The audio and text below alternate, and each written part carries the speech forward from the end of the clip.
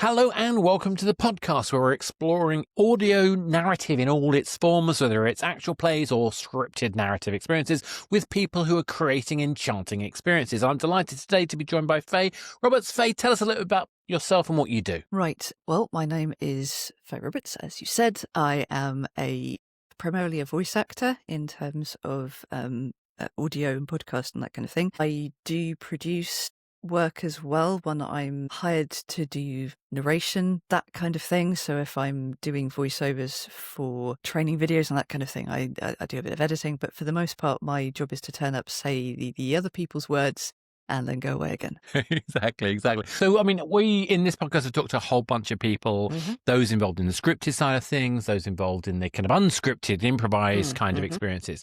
So what made you want to be involved in telling stories and using your voice for those stories? Interesting question. I'd been doing performance art, which used that kind of thing for a while before I almost literally fell into voice acting. I'd been doing performance poetry, so that's, performing my own words and hosting events since I think it was about 2006 when I started doing performance poetry.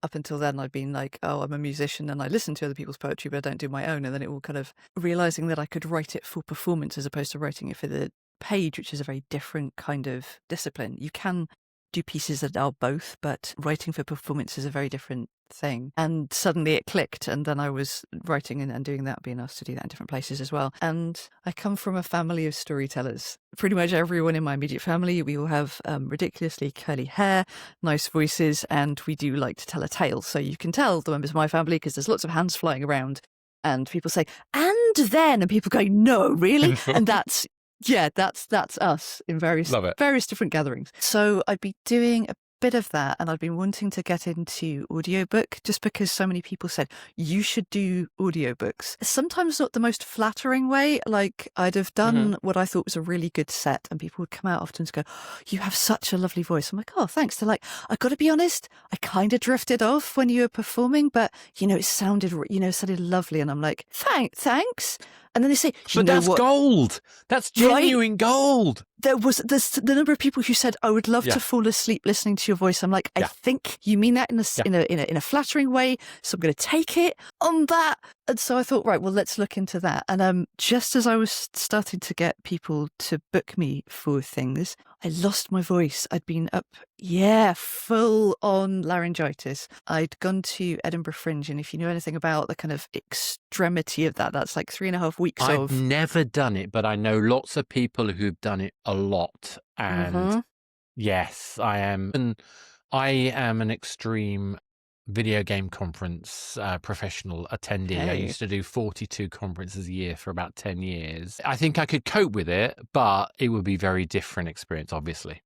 You are constantly performing and networking. So, because you never know who you're talking to about what and what impression they're going to gain of you, and who's going to turn out to be someone who's going to book you for something else, maybe not at the Fringe or it's something else. It's basically a 3-and-a-bit-week long expo, and that's quite tiring. And I think even the average person, their immune system takes a hit, but mine took a particularly big hit. And conference lurgy is a real thing. I mean, the volume of people that you meet. I mean, I go to GDC, which is not the same thing, obviously. I'm not trying to equate the two, but I might be doing 3 conference sessions where I'm hosting or talking. I might be doing, 50 meetings. I'd be going to 3 parties a night. This is. I mean, it's not the same, but there are parallels. Yes, but imagine that. But the rooms are less well ventilated. Yes. And smaller. You haven't been to some of the parties in San Francisco? No, that's a really good point. And San Francisco has that similar kind of, it's another inhale, is it? Great. Yes. I will, let's lean into that. So you're tired and you've been breathed on by a lot of people from literally all over the world, and it adds up. And I was used to getting the festival lurgy, but this one was different. It took months for like a thread of voice to come back, which is a shame because, like I said, I was starting to get commissioned for things and I was having to turn them down. There are recordings from that time because, when the BBC asks you to do something, you're just like, I'll just drink a lot of tea and see if that helps. So yeah, it's not my finest work. But then a friend put a thing out on Facebook. So this is about maybe 5 or 6 months. Yeah, about 5 months after I lost my voice. Friend puts a thing out on Facebook saying, he's had loads of. He's starting to put a lot more people into what was originally like a solo podcast, but everybody he's getting is, and I'm sure this is a mild exaggeration, but he was getting a lot of young white middle class English boys, and he's like, I'm sure that's not an exaggeration at all. probably not. Every industry I'm in, one of the biggest struggles is to have less people that look like me. I mean, not everyone can do that beard. I've got to be honest, I'm getting beard envy right now. Yeah, I kind of got the moustache bit. Yeah. No, it's a good, fun joke. The wax doesn't really work for me. It basically goes into 2 points rather than one, and the curls extend to the beard, so it can. I basically have to lean into that and have to have several points in the beard and just go. It's a look. That's what I've chosen. It's a look. But yes, mild beard envy there. But yes, this is pre-beard. This is pre lots of things. Yeah. Yes, I was thinking, well, I am middle class and I am white, but I'm not a dude and I'm not young, and let's give it a go. So I get in touch with him, and he's like, oh, do you have he'd seen me. I knew him via Edinburgh, so this is a connection via someone who was in my intersectional feminist poetry cabaret thing, and he was her former flatmate, and she'd been dragging him to my shows. She'd dragged me to one of his shows. We'd met on the street a lot of times. I used to hand out lollies, and so they would just basically come by for sustenance. But because their show was the same time as ours, and we only got to see each other on our day off. And so that's pretty much how we knew each other, was just via the weird... The weird synergy of Edinburgh. Yes, and the hot house / slight mania that is, or full-on mania that is Edinburgh Fringe. So he said, do you have any, do you have any reels? Do you have anything like that? And I was thinking, well, I have a few things from when I was thinking about doing the narrating and audiobook stuff. So I sent him that thinking, he doesn't know that my voice sounds a little less smooth or than that. But then it turned out okay, because he decided to give me this role. He said, I don't know if it's anything like that you've done before, but this is a very tough police officer. And I'm like, okay, not my usual vibe. There's been a murder. And well, I could have done that accent because that's where my mum's from. No. Hilariously, a bit of it's fast forward. I do seem to be getting a lot of roles where I'm asked to be Scottish, so I'm hoping my ancestors on that side of the family are pleased. Looking kindly on you. Yes, and not tutting. But, it seems to be going all right. But yeah, so I looked at it and I was thinking, well, I know what I'll do, because he wanted other than English. And even though I'd been living in England for a long time at that point, and my accent had been tamped down to the point where my vowels were no longer as surprising or confusing to people, I thought, well, why don't I just channel all of my school time bullies and go full Cardiff accent for this officer? Bearing in mind this is supposed to be a one-off, that I would go do this thing. It was a way of me getting back into the idea of doing things with my voice. It's fine. You won't have to maintain that. Nah, it'll be fine. So I turn up, someone else's flat. This is the first time that this guy and I have seen each other not in costume or makeup or whatever. I'm like, wow, we probably both look shorter than we've remembered each other. Raya certainly was just not as brightly coloured and, fully made up and all the rest of it. So he takes me into this, fairly central London flat. It's got it smells like student accommodation. It's got that kind of, we've been smoking weed out the window kind of vibe. Roll up fags have invested every surface. Yes. Yeah. Classy joint. It's a classy joint. And it's, I'm introduced to this other guy who I've never met before. And I'm like, that's great. Talking to him, this is what we're going to do. They have a microphone out in the corridor and a slanted duvet up in the, sort of the one 2-bedroom flat, something like that. You go out into the corridor between the kitchen and the living room. That sounds like the worst possible setup for audio imaginable. Well, no, they'd strung a duvet up on a slant around the microphone, and they were happy with the sound. I'm like, that's great. Every so often we had to stop because yet another ambulance was going past, but it was fine. But there was a bit of acting either end, me interacting with the guy who'd asked me to come and do this. I was like, I can do that. I've not really done acting since I was 17 in school doing an Oscar Wilde play, and then I had 6 lines. So it wasn't really very intense, but I can do this. I can menace my friend in a Cardiff accent, do the narrative, do the thing. came out, and one of the things they were surprised at straight away is that I'd had like one flub in the 2 takes, because it turns out that years of reading poetry aloud, I'm very good at reading stuff off the page as it stands, whether I'm reading my own or whether I'm reading as an amanuensis for someone else who can't read. And also, some people can just have an ability to do that. I mean, I'm lucky that I can mostly do that, but I have to admit, as I've got older, I've got less good at remembering lines. Well, the nice thing about voice acting is I keep telling You people, don't you don't have to remember lines. Great. Just read what's there. Sometimes you have to read what's not there because you're like, pretty sure that's a typo, bro. Let's read the other version. But yeah, so that's always fun. But yeah, and they were like, wow, you just don't, but it's like one error. That's unusual. And we've had people who can't do that, and we've had lots of takes. I was thinking, really? Strange. So we're in the living room, sort of chatting away. I'm getting to know my friend again, get to know this other mostly very quiet kind of guy who's intently listening to things and telling things. And the other guy's telling me spoilers for what he wants to do with the show long term. I'm like, that's nice. Then the nerdy guy just before I'm going is saying, hey, so you might want to be don't put this on social media yet because our fans are a bit intense. I'm like, sure, fans, whatever. I'm sure that's a thing, buddy.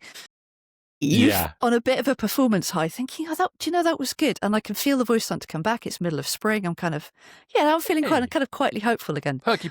A few months go by and the writer says, we'd actually quite like you to come back. That went really well. We want to write a larger part for this character. I was like, sure. Okay. Yeah, it sounds great. By which point, the producer and director had moved to a proper home of his own, which had a room set aside, and I sort of came in at this point. I knew a bit more about this production. I started to listen to it a bit. Turns out that when they said our fans are a bit intense, that Magnus Archives fans definitely put the fan in fanatic, and I'd already discovered that they were fun. My Twitter following, for example, had suddenly risen, and nearly everyone who was following me was a podcast fan or was an audio drama fan, something like that. Generally much younger than me, generally using quite a lot of them using neopronouns or they, them pronouns or something like that. And I'm like, is this a whole new world? This is exciting. Okay. That sounds fantastic. It's very, very cool. Whilst you're here, don't forget to check out our actual play, The Anything Could Happen Show, on YouTube and all good podcast sites, where I put my guest players through no-win scenarios with limited information and always against the clock. And of course, where anything could happen. We got any updates? I approve diplomatically. This is defendable. Sorry, Nessie, the Rubbles. probe's picking up nothing but static on short-range comms. Wait, Meaning? mate, oh, hang on a minute. This could be... There's a Morse code? That's archaic. Yeah, But it fucking works, doesn't it? That's definitely an SOS in Morse code. I don't know what they're using, but it's just pulsed static, Morse. basically. Lovely. Drones are getting there in momentarily, Captain. How much time Thank do you. we have? 1 minute on the drones. How much time to I cross think- the boundary? 2 minutes from the border, I think. Can we slow down the Hala talk? Is there anything we can do to We are negate the time? We're close enough to try the harpoon, but it risks breaching what little hull integrity is left. It could kill some survivors. But by that point, the Patreon had paid for them to have proper equipment, not a duvet in a corridor, but actually like the spare room had the full, would you call it soundproofing treatment on the walls? Yeah. It had like high quality mics. It had like all sorts of things, but it was still this same intense kind of guy going right and fiddling with his levels and telling us what to do. But at this point, it was more people, and it was sitting down, and it was all sorts of luxurious things like that, and it was just really nice. Yeah. So How long did you end up doing that? Because you ended up doing that for quite a while, didn't you? I keep forgetting. I keep thinking Daisy wasn't that big of a part, and then I go to look things up to put on CVs and stuff, and I go, oh no, actually that was quite a few episodes that character is in. So it was March 2017 when I did that first one, and I was still recording Daisy episodes up to summer 2020. So this is just as COVID's kind of kicking in. I'm Yes, assuming. and we were all Yeah. recording from home at that point. I was one of the few people who already had kit, because by that point I was thinking, I really want to make a go of this, doing more of the narration stuff, all that kind of thing. So I had nice setup in the what's now the booth in this house. At that point, it was just it turned out that having a really messy spare room was great for the sound baffling, because there was just so much junk around me that I didn't really need to do much in the way of soundproofing, because it was all just those kind of jagged surfaces. It was fine. I probably have the worst environment because I'm literally surrounded by board games up to the ceiling.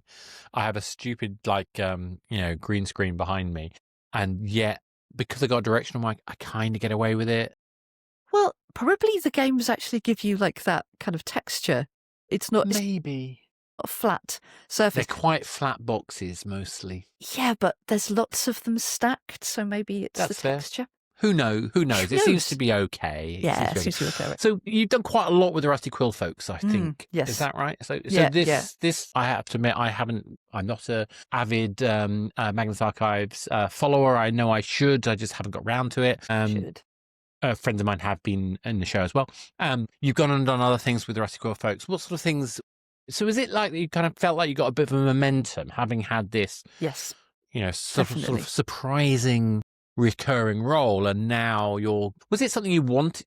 Were you actively looking for doing other things, or were you enjoying being in that kind of consistency? At first it was just nice to be in the consistency, but as I started to get more feedback, as I started to have people say, I can't believe you've not been doing this forever, kind of thing, and saying, no, I have no acting training. I don't even, with the poetry I was doing, I wasn't doing that off the back of any kind of creative writing degree or any kind of, like, the performance I'm trained in is classical music. Yeah. I was a singer before I was anything else. And again, it was other people's stuff. It was often with other people. So it's different to do the poetry. In some ways, reading from a sheet of paper of someone else's writing with a bunch of other people in chorus is actually more familiar than was doing the performance poetry. I think that's really interesting. I mean, the reason I'm thinking that, because I'm not a poet, but there is something about monologues I particularly loved as a kid, and I did a lot of the kind of Sam Small's Fishing Canal twixt Manchester and Sale, all that kind of silly stuff. And there's something about that kind of like rhythm and the kind of pattern and the fact that it is a contained piece, and I get to sort of do that. Mm-hmm. But I know I'm not an actor. I'm a performer. I can present. I can communicate on stage. I'm embodying a specific character somebody else has envisioned. Mm-hmm. Isn't natural to me. At least maintaining it's not natural to me. How did you? I mean, am I right? I mean, is there some serious gap between the differences between the reading and the personality? Somewhat, yes, because although, I mean, we were talking before the recording started about, about what it feels like to be in Edinburgh Fringe and all the rest of it. And one of the ways you survive Edinburgh Fringe is by essentially taking on a persona. It pretty much looks like you, but usually a bit more intense, a bit more trimmed down. So the nuances of you are not quite there. And that's one of the things that makes it so tiring, is it's not just the fact that you haven't eaten a vegetable in a week. And there's a lot of hills going on. Yeah. But also, and sleeping is something that other people do. But it's also the fact that you're kind of dissociating quite a lot for all of that time, whether it's in the networking parts or it's in the being an MC parts or it's guesting in other people's shows or whatever. Or in the case of those of us doing solo shows, which is what I was doing before in 2016, inhabiting one or more personas for the solo show. Now, the solo show was a mixture of poetry, storytelling, included not only in my original work, but using elements of trad storytelling as well. Yeah. So I'd had training in how to do trad storytelling, which again, very different from reading things off a page. In fact, if you try reading things off a page in some trad storytelling circles, you are, cast as the devil. You're supposed to have memorized everything. It's fascinating.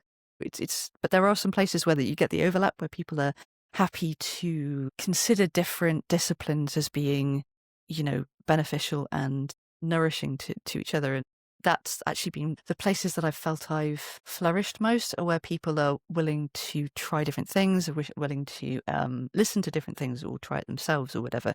So for the shows that I run, I have people coming along who are usually prose writers who are trying poetry, or usually storytellers who are trying something they wrote themselves and that kind of stuff. And it's really, really interesting. Oddly enough, gives you skills for the corporate world as well as vice versa. You can apply some corporate disciplines to the arts world, but also you can apply a lot that you can learn from multidisciplinary arts to the corporate world. You're preaching to the Oh, choir. I bet, yes.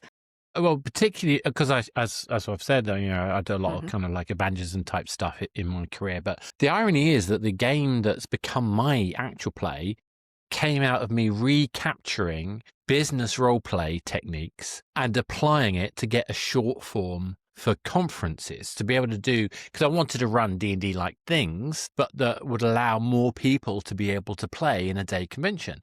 So there's a thing called the balloon game, which is a technique used for kind of like pressure intense negotiations. I just repurposed it back into gameplay. And so I think you're absolutely right. I mean, the point is the business has taken these techniques, particularly game techniques. Mm-hmm. I think because, and back to your trad storytelling, these are how we learn. We learn through play. We learn through stories. We learn through repetition as well, which is something that trad storytelling has in common with poetry. Like poetry tends to employ rhyme and repetition, and a lot of trad storytelling has, that the magic is in the form of spell, in the form of rhyme, and the repetition, there's always like the third time this thing happens, that's where the change comes. But this is the interesting thing, because thinking about out loud and how to explain it to you means that I've realized something. No, I never had any acting training, but on the other hand, having done trad storytelling, and for that matter, bear with me because it will make sense, having done sign language training, when you are telling a story in sign language, you need to, obviously this will not come across in the podcast, so I'm going to try and describe this as best as possible. You have to turn one way and another in order to demonstrate you are the different person, and you'll be pulling lots of different facial expressions to show the character of the person doing the different things, and they are always consistently on one side of you or the other, so that you kind of lay out a theatre in front of you and your hands are taking the shape of the people in the anecdote. At least one of the practical exams for level 2 and above sign language is to tell anecdotes, to tell to talk about your life and that kind of thing. But there's a specific one where you have to pick something that happened to you and tell it. So like you're on a silent version of the moth kind of thing. Yeah. And you have to kind of truncate it. You have to make sure that it's the whole arc of the story, but within a certain amount of time. Again, which are skills which are, come into use in trad storytelling, in presentation in business, and all kinds of stuff like that. Instead of, you can extemporize as long as you've got those landmarks to hit. Now, when that comes to personifying someone else's vision, yes, there is a difference in technique, but when you have become used to portraying a person in a few strokes of facial expression, hand gesture. In my case, I'm one of those people who could just switch up accents, because that's something, again, so my family were raconteurs.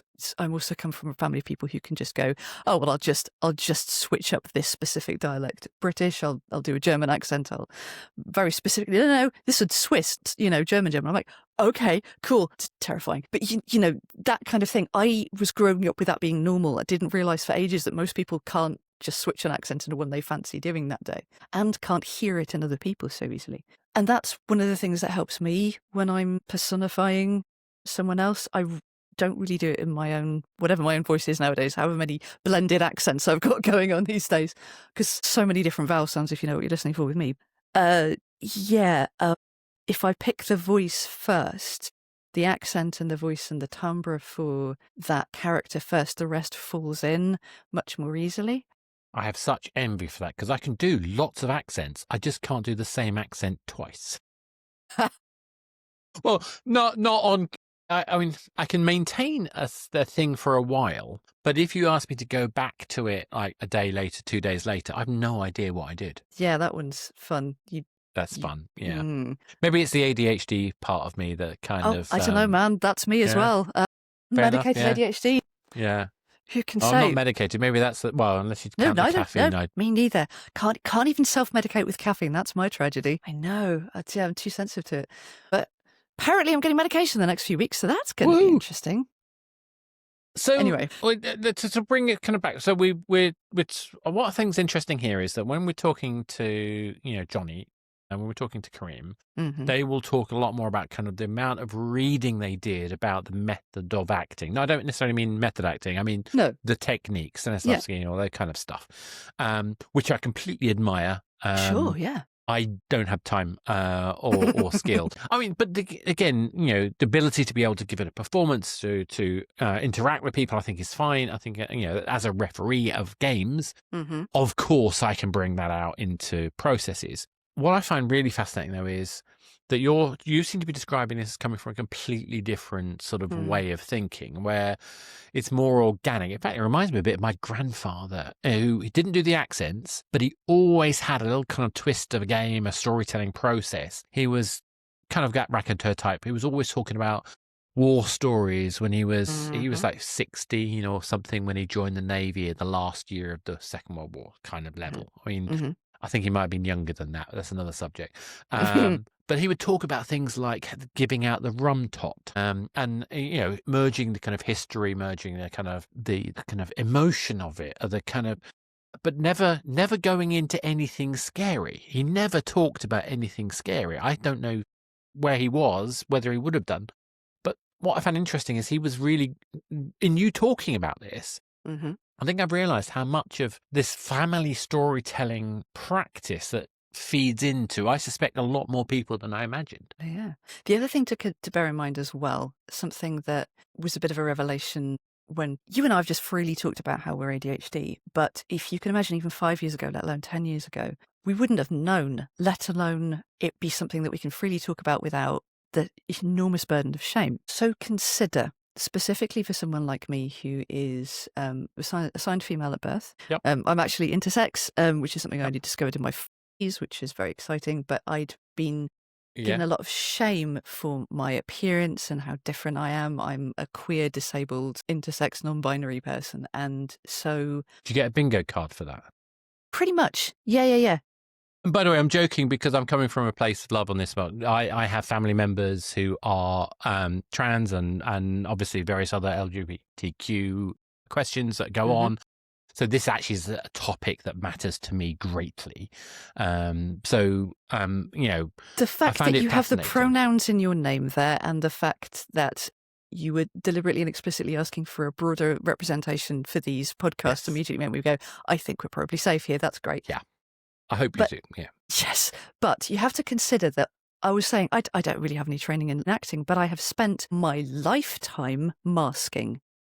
Yeah. Next level, professional level masking, so that I can maintain relationships, not be beaten up, maintain jobs, that kind of thing. Learning the kind of behavior and mimicking and projecting another person's personality, essentially, with the bits trimmed off that are me, if I'm not in a place that's safe, in order to pass muster. And I remember there was one episode of Magnus Archives, particularly pivotal episode, where everyone is taken over by the stranger, the spirit of not knowing what reality is and that kind of stuff. And it was deliberately lots of disconnected scenes. So they didn't have to record it with all of us present for all of them, which was useful because a lot of us were up in Edinburgh. Various people had jobs, so they were traveling or whatever over the summer. So it was just like this piecemeal thing for this piecemeal episode. And the thing that I had to do as Daisy was have a confrontation with two kind of terrifying eldritch beings that weren't what they looked like and all the rest of it. And my character had just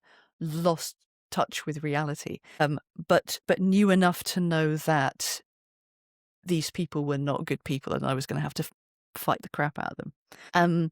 But there was this bit where in the script it calls for hysterical laughter. So I launched into hysterical laughter, and each time one of the actors would just stop, thinking that I was corpsing and that the delivery of his line had been so funny that I just lost it. And we were like, why do you keep stopping, dude? And I have to go back to the beginning, do the hysterical laughter. And after a while, we worked it out that he thought I'd lost it. And I'm like, yeah, no. And they were like, what? That's really realistic laughter, to which I found myself going, welcome to being a woman. Because let's think about it. A sense of humour in a woman is considered that she's very good at laughing at men's jokes. I know this is older and I know things are a lot better now, but that is a thing I'm 50 years old, right? So I've come up with that. Even though I resisted it a lot of the time, I'm still very good at laughing at will kind of thing. And it turns out as a performance technique, that is disturbingly often useful. I'm kind of finding it both delightful and also terrifying that we seem to be describing traumatic experiences as being a massive source for talent. Yes, shame, really, isn't it? Do you know what I mean? I know, and I don't like the word privilege for lots of reasons, but it's the easiest way of useful. describing it. Yeah. And I know that I am very privileged and I have, but I'm also lucky that I've always been, I've always been in communities where friends of mine have had different experiences, Yeah. and always been the outsider type. And I've always been drawn to the outsider type. So I feel lucky that I happen to have a bit more perspective than some people my age, which is kind of helpful. But I think that what you're describing is also something I think is massively kind of important, is that drawing on your experience, your personal experience, is as much part of the acting process as the training. And I think when you see people who are fantastically trained actors, they're not just trying to, repeat what's in a book. They are tapping into something which is honest. And again, I'll get told off by Johnny for saying honest because he was telling me, but we had this conversation. But I think there's not. Is it?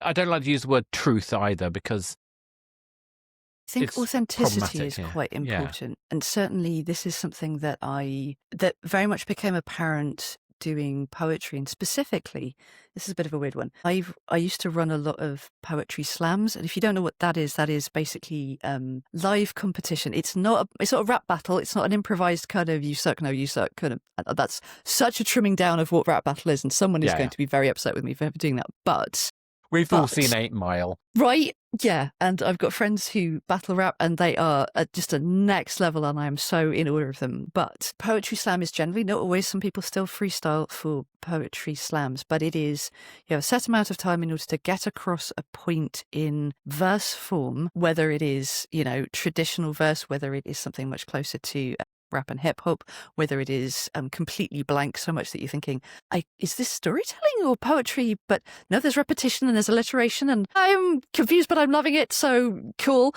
But yes, so I'd curated a lot. I've done a bit of slamming myself, and it's not for me because I get drowned in adrenaline. It all means too much, and I just kind of fall over. Whereas if it's not a competition, I can do exactly the same piece with full confidence. However, running slams I love for lots of reasons. And one of the things I've found, because people go, oh, how do you win a poetry slam? I'm like, obviously don't suck is one of the ways to be, but that's quite a broad church because again, lots of different tastes, lots of different styles, lots of different voices, lots of different presentations and backgrounds and stories get through rounds of slams to go through to the finals. But what I was finding was if the stuff that you're presenting is it's very good and it's very well crafted and it's very slick, if there's that emptiness to it, which an experienced poetry audience and judges will feel, whether on an instinctive level or an experiential level, we found that the slick but empty stuff doesn't go past a certain stage. And what people are craving when they're listening to performance poetry is an authenticity, is speaking truth, whether it's that person's truth, it's a general truth of society, whether it's a fictionalized thing in order to put a point across. Since poetry and barditry, who knows, has long been used. We're not talking poet laureates, we're talking bards. The idea that someone who is, elected by the people to represent them upwards. The ancient bards apparently, you look at your Celtic storytelling, you look at the tales of griots and other different traditions, and I'm so sorry I've forgotten the names of them because I'd forgotten I was going to start rambling about and all that kind of skulls, stuff. all of that kind of thing. Yeah. Yes, people who do that, a lot of it is about truth. A lot of it's about authenticity. A lot of it is about proper art. It's about bragging as well, but it's kind of the truth. Yes, but interestingly, one of the stories I used to love to tell, and one of the things that I like saying, this is real poetry, this is real barding here, is a real bard could write verse about an unjust king so excoriating that it would cause the king to break out in boils all over his body. This is an Irish tale, by the way. That the bard was so incensed on behalf of the people that he wrote this scathing verse, or not wrote as well. In that tradition, it's all about the oral storytelling. All improvised, all memorized, all just kind of from the head and the heart, but repeated the same each time, to absolutely make this man ill from the strength of the words. And like, if you lose that, you're losing the point of the art. Like true art, whatever the art form is about, talking about the human experience, it's a communication between the witnesses and the performers. And in a lot of ways, both witness and it's never a full disconnect between the two. You're never fully a performer or artist, and you're never fully only a witness. There is a blend of both. If you know, Yeah, go ahead, I mean, sorry. do you know what? This is really kind of why this is connecting with me so much is because of this perspective I'm trying to take across all of the kind of audio storytelling things. And for me, it really resonates. I know this isn't your field, but the actual play world for me feels very connected with this. I mean, instinctively, you know, we've got a DM generally kind of leading the thing. I happen to take the in my format where I don't want to do any talking. I want the performers to do it. I will occasionally say a few things, mostly warning something dangerous is about to happen. Rocks But fall, I'm everyone doing- dies. Well, Yes. whoops, everyone's dead. Which I love. But what I love about what you're describing, I think really resonates with when you get those magic moments in your critical roles, in your various other events, where you've got people who are so immersed in the reality of what's happening for their character, so connected to the story of the world that is shared with those players. And we as witnesses to that get to see not just a person talking about what happened to them, but to get a group describing, forging, sharing Yes. the development of that experience. And what I love about that is how much it reminds me of my Amdram kind of devising stuff, which I Yeah. also love. When you're put into these moments, a director kind of like gets you to kind of explore a scene and you play through that scene, and then those scenes are put together to make a devised performance. It's very similar in terms of that emotion of like, I have to convey what's happening in the moment to this character. So I think there's a really interesting running thread between what you're describing. I never would have thought this was possible, that I would be talking about poetry slams and their impact on how we think about telling audio stories. Because in both of those cases, there's definitely an interact with a live audience. You get a very different notion. But we also forget that when we're acting with other people, whether it's remotely on something like this, like Riverside, or over Discord, or whatever we're doing now to be able to perform in our lonely little booths. But in my case, I'm doing stuff across like sometimes 3 or 4 different time zones. You know, it's morning for the director, it's late evening for me, and there's a bit in between for various different people. But we're all bouncing off each other. We're all taking inspiration from each other. And sometimes you find yourself going, in a second take, you find yourself slowing or speeding or adding a different emotion to it based on how you've been responding to or getting inspiration from not only the director, and a lot of directors are quite hands-off and will only tell you a couple of things later, and some are very kind of hands-on and will say, no, I need that more angry.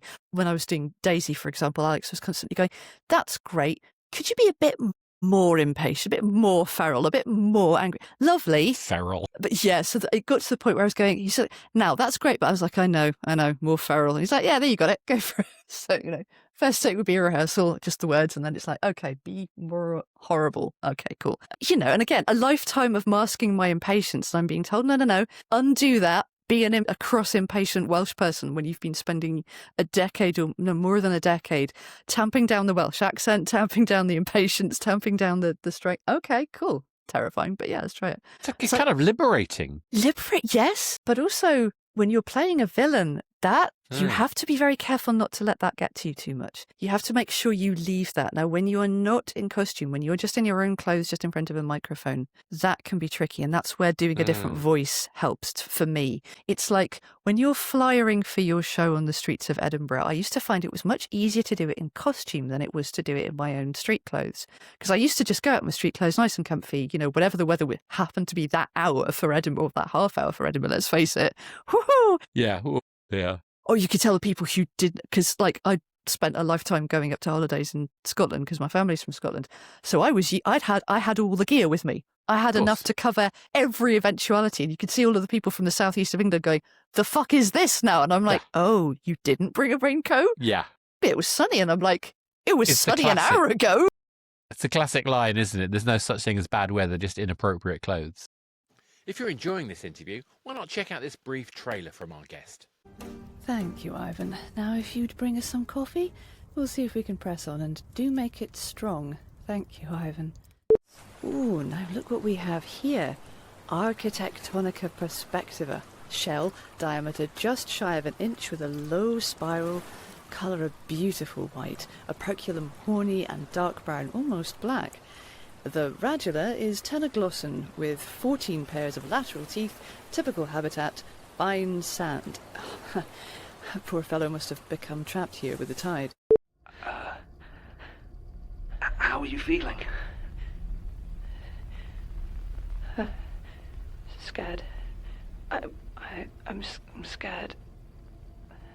I've been scared the whole time here. Not just when it's crushing, when it fills your mouth with dirt. It knows when to stop. When to ease back so you don't lose it or grow numb. Leaves you terrified for when it starts again, and when it does, you're scared it'll never stop. I thought I'd never see the sky again, never see Basira. But now you've got out of other stuff like this. Maybe you'll get out of this and take me with you. But I don't know what I'll be outside. I found it much easier to be rejected. So you're handing out leaflets to people who have been handed a lot of leaflets and they do not want any more sodding leaflets, right? So in order to do that, you have to have a bit of a persona. You have to kind of reach out and connect to them in a way that's, I threw out so many compliments. It was all like, kind of like, oh my gosh, I love your tattoo. And I would genuinely love it. There's no point in saying I love your tattoo when it sucks. It's like, I don't know, some kind of horrendous, jingoistic thing. Yeah, I don't want those people in my very audience anyway. jingoistic there. Yeah, exactly. I was like going, let's say jingoistic, fascist, but we're just like, they're not coming to our poetry show. I'm not going to compliment them on that. No. But I am going to compliment this person who seems to have an entire climbing plant around the whole of their arm up onto their shoulder. Good Lord, that's gorgeous. What is that? What's the relevance of that? Because people don't have tattoos for no reason. They'd love to tell you what it's about. And so again, you get a bit of a story, you get a bit of an exchange, and usually I wouldn't even hand over a leaflet. They'd go, okay, tell me what you're doing, and you'd hand a leaflet, and then you talk about that. But it was that connection, that tiny micro storytelling of connection each time. But if people said no, it didn't matter. They weren't saying no to me, Faye Roberts. They were saying no to the host of the show. They're saying no to the person in the corset and the top hat. They were saying no to the person in the in the big boots with a poster behind them. It wasn't me they were rejecting. So when I personify, have played some horrible people. Although actually, the more horrible people I tend to go much more RP. Yeah. That's been great, actually. Really kind of going to town. One of the most straightforward, actually just straight up villain. It was constantly a cut class voice, and I was just like, absolutely. How lovely, wonderful, while scheming in the background to kill everybody. So absolutely. that was quite nice to kind of just go horrifying RP. Because a lot of actors talk about kind of villain roles as being freeing, enjoyable, engaging. But what you're highlighting is an interesting factor. I think it is a factor more generally, which is about kind of safety factors in terms of roles you take on and stuff like that. So do you think it's harder in some ways to play more complex characters when you're not when you're going to be in your booth, in your home, in your own context? I think that's another reason why I've made sure that the booth is a completely different room. I only do recording in that room. Nothing else happens there. It's a bit like they say good sleep hygiene comes from not doing much else in bed. Bed is for sleeping and horizontal adjacent activities. Other shapes may apply, but just keep it for that.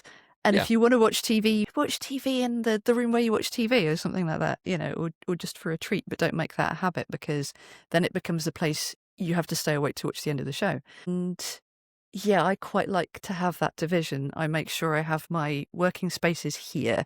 Yes, it's a bit of a cluttered room at the moment. I'm still unpacking, I'm going to be honest with you. Also, ADHD. But Do not that's a say the separate word. place, which is great. And Yeah. I'm now thinking maybe the screen is the answer for me too.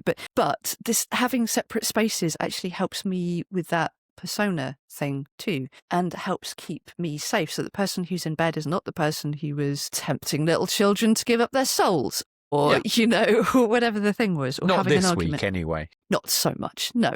But, but I can leave the person behind. I don't have a costume, but I can take off that voice. That's quite, but at the same time, it is also playing villains it is quite liberating because it's something, again, you've been masking lots. So as I was saying before, it was difficult when Alex was saying, do all of the things you don't usually do. And I'm like, I guess so. So to be able, once you've got into the mindset that, yes, you can just be awful and there are no consequences except that person is going to be punished because this is fiction and this person is going to be either punished or they're going to be redeemed through a set of hard tasks or whatever, and that justice will prevail and all of that kind of thing, then it is easier to do that. And while most of the characters I've done have layers and have nuance, it is still oddly liberating to safely explore the nuance of someone with a grey morality or with layers of trauma or whatever. Not that it's not therapy. I have a therapist for therapy, but it is quite helpful, I think. And I think it's quite... Okay, we're going to come back to sign language again because this is going to be an interesting one, because I think that more people should learn how to use sign language for the same reason as I think more people should learn to use other languages if they can at all. Because the only way to get past a certain level in any kind of language communication is to understand the culture that the language comes from. Past a few basic words, you need to understand why it is that word and that combination of words that you're using in order to put the proper meaning across in that culture as well as that language. Similarly, when you are using sign language, you can't cheat and say it out loud. You have to be constantly considering the perspective of someone who cannot hear what you are saying, and you need to put everything across. There aren't shortcuts. So that act of putting yourself in the place of another person, in this particular instance, someone with a very specific impairment, is, I think, something that is useful to human maturing, learning how to be in another person's perspective. And I think good acting, especially when directed by a good director, good script, other people around you who are also dedicated to self-care for the performers at the same time. Someone who is good at saying, now you take a break, now you take respite from that person that you've been being. And I have to say, some of the best directors I've had are people who've been very compassionate.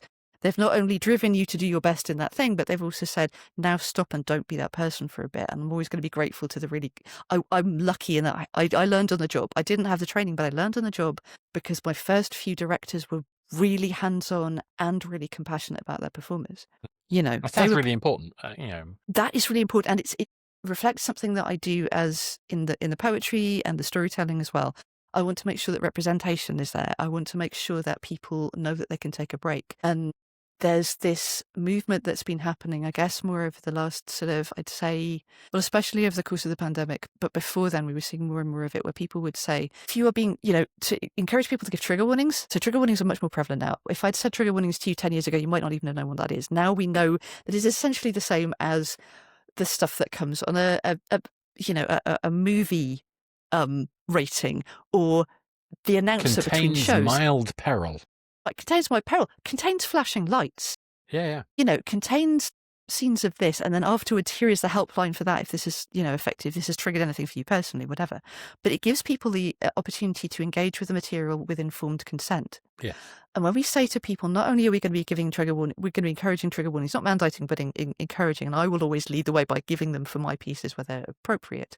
We also say to people, this is something I've copied off someone else. Again, Edinburgh, much younger person, who said, if you find yourself triggered by any of the content, you do not have to stay. You can go away and you can come back for the next poet. Now, everyone always knows they can leave. They can turn off the TV show, they can turn off the movie, they can walk out the cinema, walk out of the theatre, walk out of whatever. But to hear that you can come back afterwards, that you can literally just take a break, go breathe, go, oh, holy shit, I'm having some really nasty flashbacks here, but I'm going to do all of the grounding things and I'm going to be elsewhere and then I'm going to come back. It's not going to be the same person talking. It's an open mic. It's going to be something else. No one is going to give me a hard time. I've been explicitly told by the host, who will come down hard on anyone who gives me a hard time, because sometimes I have to say that. Well, it's I permission and forgiveness at once, isn't it? Yes, and weirdly enough, what we found anecdotally but repeatedly is that people say things like, "Do you know what? You told me that." And then there was that piece like halfway through the first half, and I would, if I hadn't been told I could leave, I would have done. But because you told me I could leave and come back, I felt strong enough to sit through the piece. And it gives people agency. So when you've got people who you're working with, we're all encouraging each other to hydrate, and we're encouraging each other to take breaks. And if, for example, I stand to do my performance, partly because the booth's so small, but also because it helps free up my diaphragm. And I was a singer first before everything else, and you always have to stand to sing. So I find it more comfortable to stand to do voice acting. Also because I'm a gesticulator, so it's much easier if you're not going to hit the microphone or hit It's the the table. energy of the conversation. It's good. Right? And if you're doing a melodramatic person, a melodramatic villain, a bit of gesturing's terribly helpful. And that effort is heard through your voice. Again, another thing that Alex told me, because I had to do fight scenes as Daisy. And you have to basically, I don't know if anyone's shown you this for fight scenes, but you have to kind of, one way to do it is to wrap yourself up and pull yourself in different directions. I haven't seen that particular technique. I've seen people actually kind of like physically kind of reacting, but yeah, that makes sense. But and drop it. Like I was told when I was one time, one of my characters was holding a gun on people. I was told, hold your arm out as though you are holding the gun, and then drop it when she decides to not go ahead with that, because the strain is of holding the arm up is heard in your voice, and the release of that is also heard in your voice. All of these things that we don't hear on a conscious level, but we are hearing effort, and we are hearing fatigue, and we are hearing that kind of thing. So you want to make sure that the actual actor isn't fatigued if they are not acting a fatigued person, let's face it. And while, yes, method only goes so far, and I'm sure, sorry, I love telling people that. I'm sure apocryphal anecdote about Marathon Man. Have you heard this? I'm aware it's the Laurence Olivier Yes. comment to Dustin Hoffman. It's the one everyone goes to. It's the right thing. Have you ever thought of acting? That one, it's beautiful. But when you tell people who haven't heard it before, they're like, "Oh, burn!" And I'm like, yeah, it's a beautiful such a burn. Yeah, but both of them were exceptional actors. They were just Yeah. coming from a different tradition. Completely. And it was the different, almost in a way, the different styles, the different generations of approach that made that such an extraordinary set of scenes, because they were so different. They were bringing such different energy. There's room for everything. This is what I love. And I love an amazing film. Absolutely amazing film. I did not know if I'd be able to cope with it, and I was, but it was just like, I was tense throughout. But I love the fact I get to act with people who are, long-term trained stage actors. It was a bit intimidating at first. Or people who were improvisers first. A fair number of people on audio drama were improvisers before they were anything else. Or they're writers who are performing their own stuff, but they don't really do much performance. Or very occasionally another performance poet, but mostly I'm the only performance poet in the spaces that I inhabit at the moment. But yeah, and I love that, and you can hear the different things that people bring to that. If you get to talk to them before and afterwards, you hear about why that matters to them and the kind of the techniques they bring. And if you're a little parrot like I am, you just kind of like taking little tidbits and go, "Oh, that worked, I'll do it that way, maybe that will help," and try it out. As we kind of bring this to a sort of head, I mean, no, it's great. So what I try and ask everybody is that if somebody was trying to get into this space, into audio drama, particularly kind of voice acting side, what's the one piece of advice you would give them? One piece of advice? Yeah, it's always got to be one, because it kind of means you have to pick one that matters. You're giving short notice to someone with ADHD to give one thing. I know, I'm mean, I'm cruel. Yeah. Shocking. The one that springs to mind is kind of the same advice that I give to people trying to do more performance poetry, or they're doing storytelling, or I'm guessing it's probably the same for stand-up comedy, certainly for music and all sorts of things. And you're probably going to say that I've cheated because it's kind of like a two-part piece of advice, but that's allowed. Fine. I'm not that mean. So let's see how I can phrase this. It's basically start by saying yes a lot until you learn when to say no. Nice. Because the way I got into it in the first place was just saying yes to a lot of things. And, a lot of it, and it's again, the same as with music, the same as with poetry, the same with storytelling. Most of it was unpaid at first, but it was stuff that I've reckoned I could probably do. Oh, I'll give that. Yeah, sod it. I'll give it a go. Well, whatever. Yeah, I can bullshit my way into that. Fake it till I make it. I'll just try it. And then, you keep saying yes and you try the different things until you can start saying, actually, you know what? I'm not going to do that. I'm not going to travel 2 hours for no pay.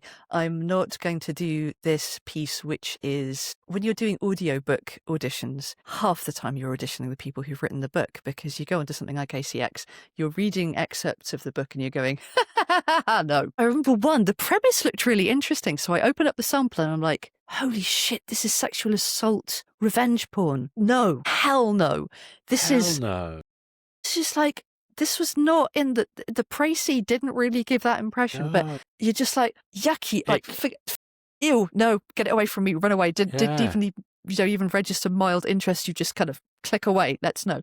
Or you read something and you go, well, I'm sure this person's lovely, but their syntax does not match mine, or the grammar is going to make me flinch as a professional writer as well. So it's fine. But then you find things that work for you, but maybe your voice doesn't work for them. And that's also fine. It's about learning to let go of that ego part. Oh no, I've been rejected. You haven't been rejected. It's a compatibility thing.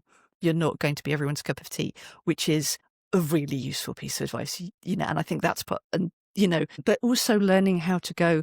I have several friends and I try to do this myself. Find out what the lineup is in advance, for example. If you are a white person being asked to do a show where every single other person there is white, how much will it cost you to say, I'm sorry, and no, I would rather you booked someone of colour instead of me. I will give up on this paid opportunity because your representation is very bland. I mean, just from the number of times I was hired as the one, well, then female poet, nowadays it's like the one non-binary poet or whatever, but it was, and I'd go, I even had one person going, I'd love you to come do this. I'm like, great, because it's a bit of a sausage fest otherwise. And I'm like, but again, this is one of the issues I had, because I spend a lot of time trying to make sure that when I'm helping with speaker lineups, it's not just a sausage fest. And it's a real challenge. I mean, I'm lucky that there are some amazing women in the games industry. I'm able to bring them to kind of thing, and it's not just women. Obviously, it's people of different ethnicity, and also even down to economic background, which I think, and physical disability, all that kind of stuff. Finding ways to get representation is really tricky. But the reason why it's so tricky is because people like me are used to standing up and say me, me, me. Mm-hmm. Whereas if you don't see yourself up on stage a lot, it's very hard to feel it's okay. So we had a bit of a problem with the games industry because no one gets paid to speak. And we had a whole bunch of advice from one of the sort of proactive groups saying that women shouldn't take speaker roles without being paid. So the result of that was no one had any female speakers for a period of time because no one got paid. So instead of stepping up and saying, actually, people should get paid, it's like those things with disabled provision. Well, if we make this more, it's more accessible to, I don't know, somebody with sensory processing disorder, if we put subtitles up, everyone's going to have to watch the subtitles. And it's like, and then you'll find out all of the people who needed subtitles didn't know they needed them. Yeah, all of that kind of thing. Where, let's change our font. Oh no, more people can now access this? What a shame, It's so fraught because the economics of that particular market don't work. But it still sucks because you end up with the well-intentioned doesn't always help us get to a stage where we have proper representation. It's a hard balance, but at least people are now actually striving for that balance. Yes. And just to remind people listening, if they're thinking about getting a balanced lineup, because this is the thing, that thing I was talking about, the sausage fest, specifically, no one else has ever actually put it that way to me. He said he wanted me to balance the lineup, and I was thinking he had like too many funny or political poets. He wanted someone doing the kind of the more metaphysical stuff or whatever, fine. It wasn't that at all. He had 4 cis men and he wanted a female presenting person. Also, of the 5 of us, only one was a person of colour. And it's like... Yeah, I mean, I use the word normalisation a lot because I think that's the easiest way of describing it. Because rather than balance, because balance, like you say, doesn't really kind of hit it. And people get into this whole... I've heard people saying things like, oh, well, only such and such % of the population are this, so we shouldn't have to bother with this much representation of people of colour. And I'm like, yeah, but taken over the stretch of maybe, say, the last 20 years, I think we've got some rebalancing to do, which means we need to see a lot more. But this is why normalisation works for me, because I think the more we see, it's particularly difficult for kind of LGBT trans issues, especially right now with everything that's been going on, not least because you're outing someone. Yes. by definition. Yeah. And not everybody, there are a lot of people who are stealth, and Christ, yeah. that's okay. And Listen, I could Yeah. shave the beard tomorrow and people wouldn't necessarily work it out. And like I said, I am not medically transitioning. This is something I sometimes feel the need to explain to people. This is just the work of nature or whatever. People like me, they're either dismissed and I'm just, woman plus, or I am a disorder. I'm not an identity or the rest of it. Some people with the same medical condition as I have, if you want to put it that way, define us as women. Some of us define as non-binary. It's about choice and identity, and that's the thing that's important that people try and kind of trample over. Exactly. But the other point is not just about normalization, it's about aspiration. Yeah. It's like you say, if you see someone that looks like you who's allowed to speak, it does incredible things to you. That show that I was telling you about, intersectional feminist show I was talking about in Edinburgh, one of the things I wanted was not just for what I loved was that we would have people getting up who didn't usually do their queer poetry and going, I can fucking do my queer poetry here. Or I can do my poetry about being second generation immigrant. I can do my poetry about illness that I mask and don't tell anyone else. Here in this space, I can be ill, I can be in pain, I can talk about that. But the other way around, we didn't actually get that explicitly until I had this incredibly overexcited young non-binary person. We're trying to clear out. You get 10 minutes to take your stuff out and for the other person to get the stuff in. It's small, it's crowded, there are lots of people coming in and out, and you're trying to leave and you're trying to be polite to everyone, but that's your full-on stage manager at this point. That's great. Can we be that outside? Fantastic. You want to sell your books? Outside? Fantastic. If everyone could just fuck off, just move as quickly as possible. Smiley, just do it. But this person is standing in my space going, you don't understand. I saw someone on the stage telling my story and I have never seen that in my entire life. And they were a light. Yeah. And I was like, aimed for and got, we could stop doing the show tomorrow and I have achieved at least one of my goals, which is for someone to see themselves on a stage that they have never seen before. Absolutely. And when you have that, either in the characters or in the actors, it makes a huge difference to people. The fact that in, for example, the Magnus archives, one of the main characters is canonically asexual. You have so rarely talked about. That one, hugely rare. I was coming out as a bi or pan in these, and the way we were talked about is pretty much the way people talk about ace people, that they don't fit in any camp, that they're just, in our case, it was just that we were frigid and oversexed, and in the case of ace people, it's not frigid. You just can't decide, surely. Right, that's right. We're indecisive and oversexed, and ace people are non-committal and frigid and all of that kind of bullshit. And I was like, no.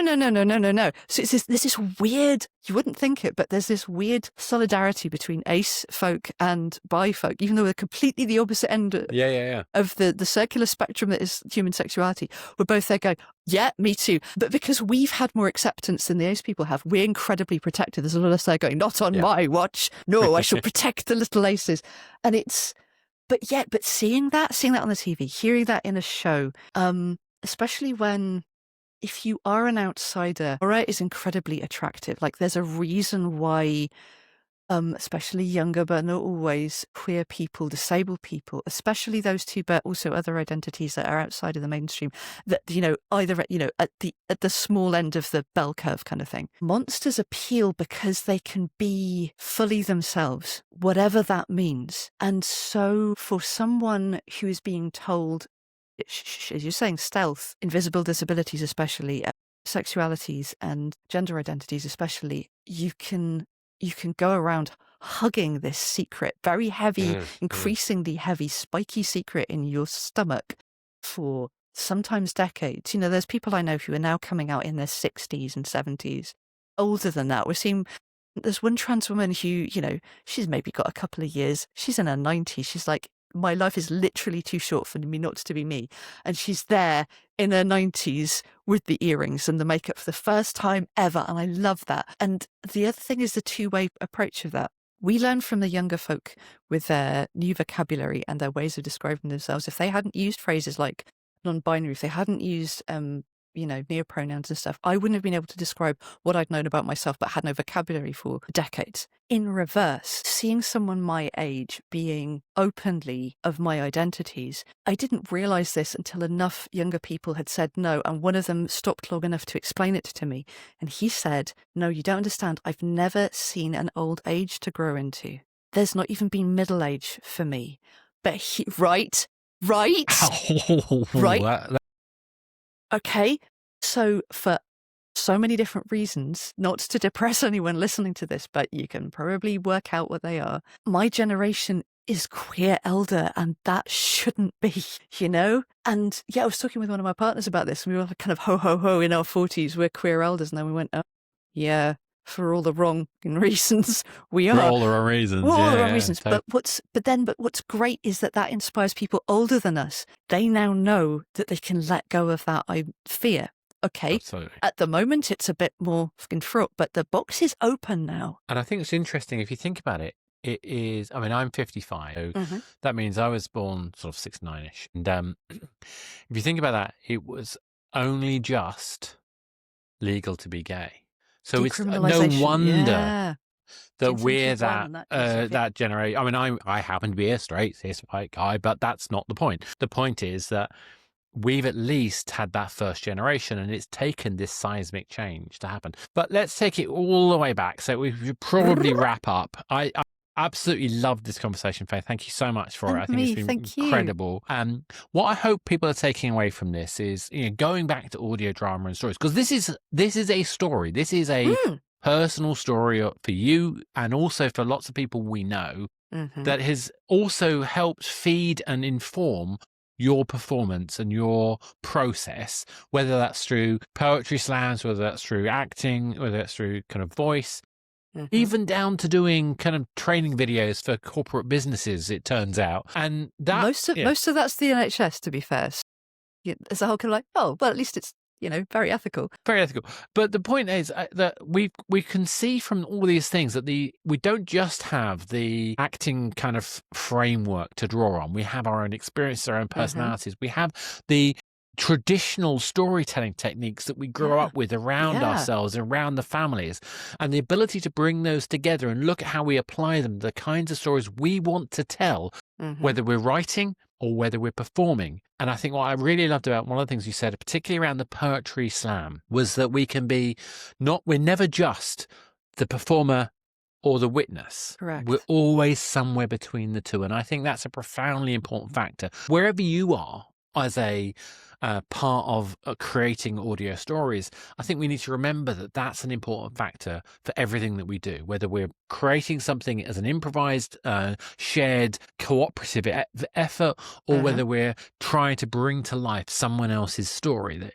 all of those sides come down to us having an authenticity, a story to tell, and then we can tap into something and really interaction, human. particularly as well, because interaction shifts this.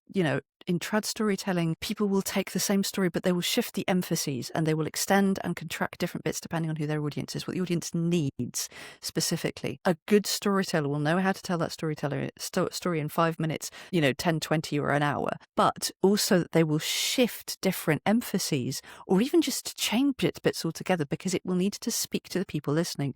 It's not just about what the story they want to tell, it's about the connection they want to make. And so it's important to see what's reflected back. And when you're doing stuff live or whether you're writing it, shaping, it's like when people come to me with either a piece of short fiction or with a poetry that they want feedback on. And one of the first questions I always ask is, who is this for? If you're writing it for yourself, what can I do to help you be satisfied with it? Great. But for most part, people want someone else to hear or read it. Great. Who are they? Because you won't appeal to everyone. Who's the person you see in your mind's eye go, ooh, when they've read that or heard that or whatever? How do we make sure that they can access that as much as possible? How do we make sure that we've trimmed away the bits that are going to occlude the story because it doesn't speak to them? All of that. It's such an important question. And everywhere I go, whether it's trying to help people think about making games or writing stuff, or even just generally making commercial things, if you don't understand who the audience is, or if you assume it's for you, you're probably missing something. On that note, Faye, thank you so much. It's been fantastic chatting. Hopefully you guys have enjoyed this. We've carried so many areas of conversation and aspects of the way that we interact with people, whether it's through Edinburgh Fringe or game conferences, all the way down to creating narratives. So please tell us what you think. Write your comments, share your ideas, question. If you argue with us, all of this can be done. Obviously, please like, subscribe, share, follow, whatever is appropriate for the platform you're going to enjoy this on. And we'll be back again soon, where we'll be talking to more people creating amazing audio experiences as we do the next podcast. Thank you. Thank you very much for joining us. Thank you. Bye bye.